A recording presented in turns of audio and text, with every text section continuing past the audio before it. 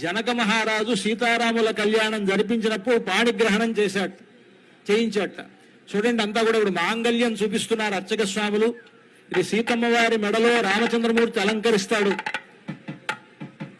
ఆ మాంగళ్యంలో 3 మాంగళ్యాలు ఉన్నాయి. ఒకటి పుట్టినింటి వారి మాంగళ్యం, ఒకటి మెట్టినింటి వారి మాంగళ్యం, ఇంకొకటి భక్తులైనటువంటి రామదాసు గారు తయారు చేయించినటువంటి మాంగళ్యం. అంతా సేవించండి. ఆ మెడలో ఆ మాంగళ్యాన్ని ధరింపజేసేటప్పుడు జగద్రక్షణ హేతున అంటారు.